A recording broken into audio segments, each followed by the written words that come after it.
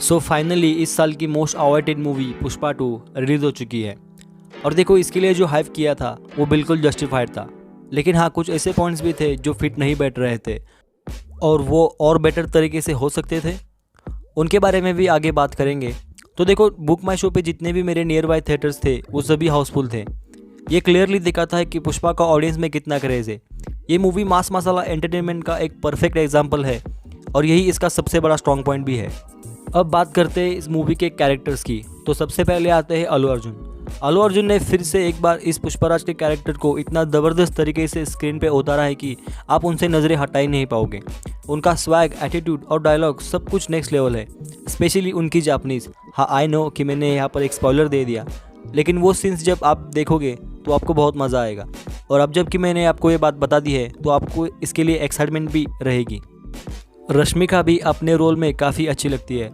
उनके और अल्लू अर्जुन के बीच जो केमिस्ट्री दिखाई गई है वो पहले पार्ट से ज़्यादा हिट करती है, क्योंकि इस बार वो पति पत्नी वाली नोकझोंक और हंसी मजाक वाले सीन्स काफ़ी रियलिस्टिक लगते हैं। एक चीज़ जो मैंने नोटिस की वो ये थी कि रश्मिका ने अपने हिंदी डायलॉग्स खुद नहीं बोले, उन्हें डब किया गया था।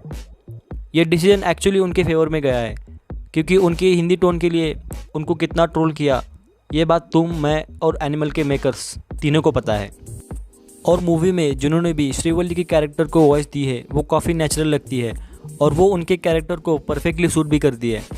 और पता नहीं क्यों मूवी मेकर्स ने इससे पहले मूवी के जो डबिंग आर्टिस्ट थे उनको चेंज करने का डिसीजन क्यों लिया, क्योंकि ये डिसीजन ज़रा सा भी उनके फेवर में नहीं गया। जैसे कि पुष्पराज के साथ जो कैरेक्टर होता है केशव, अगर आप उसको संकेत मात्रे की आवाज़ दोगे तो वो जस्टिफाई थोड़ी होगा। रिव्यू के स्टार्टिंग में जैसे कि मैंने एक पॉइंट बोला था कि कुछ ऐसी बातें हैं जो फिट नहीं बैठ रही थी, और मुझे लगता है फहद फासिल का कैरेक्टर उन्हीं में से एक है। और ये बात मैं इस बेसिस पे बोल रहा हूँ क्योंकि जब इस मूवी का पार्ट 1 आया था तब हमें पुष्पा के सामने उसी की बराबर टक्कर देने वाला एक कैरेक्टर दिखाया था जो कि है शेखावत का।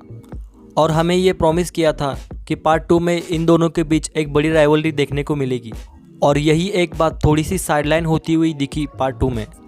देखो, मैं ये नहीं बोल रहा हूँ कि दोनों के बीच क्लैश नहीं हुआ, लेकिन वो ऐसा नहीं था जैसा हमने पार्ट 1 से एक्सपेक्ट किया था। देखो, डायरेक्टर सुकुमार ने हर एक सीन को बहुत ही फाइनली क्राफ्ट किया है और इसीलिए ये मूवी अपने पहले पार्ट से बहुत ही अलग और एक लार्जर स्केल पे लगती है। हाँ, एक्शन सीन्स कभी कभी ओवर द टॉप लगते हैं, जैसे कि मूवी में एक फाइट सीन है जो बिल्कुल अनरियलिस्टिक लगता है। जैसे पहले पार्ट में एक सीन है जहाँ पर पुष्पा के हाथ और मुँह बांध दिए जाते हैं और वो अपनी जान बचाकर भागते हुए गुंडों को मारता है। ये चीज़ एक्सपेक्टेबल है क्योंकि उसके चेहरे पे जो कपड़ा होता है उससे उसे हल्का दिख रहा होता है और उसकी मदद से वो गुंडों से लड़ता है। अब इमेजिन करो कि उसके हाथ और पैर दोनों बांध दिए हैं और फिर भी वो गुंडों से लड़ रहा है। और ऐसा ही एक सीन मूवी में है जो बिल्कुल भी रियलिस्टिक नहीं लगता। हाँ, मैं जानता हूँ कि जब हम मास मसाला वाली मूवीज़ देखते हैं तो ऐसे छोटे छोटे फ्लॉज इग्नोर करने पड़ते हैं, लेकिन ये चीज़ बिल्कुल भी रियलिस्टिक नहीं लगी। अब बात करते हैं इस मूवी के बैकग्राउंड स्कोर की। तो देखो, बैकग्राउंड स्कोर ही इस मूवी का सबसे बड़ा प्लस पॉइंट है। ये सीन का इम्पैक्ट डबल कर देता है, स्पेशली जो लास्ट का क्लाइमैक्स वाला सीन है। पर इसके बैकग्राउंड स्कोर ने बहुत ही ज़बरदस्त तरीके से काम किया है। सिनेमाटोग्राफी भी काफ़ी हाई लेवल की थी। जंगल के जो भी सीक्वेंस थे वो काफ़ी अच्छे और रियल लग रहे थे, जिनको आप फील कर सकते हो। सो ओवरऑल पुष्पा 2 एक काफ़ी अच्छा सीक्वल है। और अगर आप मास मसाला और एक्शन ड्रामा एंजॉय करते हो और सिर्फ एंटरटेनमेंट के लिए मूवी देखना पसंद करते हो तो ये मूवी आपके लिए ही है। अगर आपको मेरा ये वीडियो पसंद आया हो तो इस वीडियो को लाइक करके चैनल को सब्सक्राइब कर सकते हो। और मैं मिलूँगा आपको अगले वीडियो में। तब तक के लिए कीप वॉचिंग सिनेमा।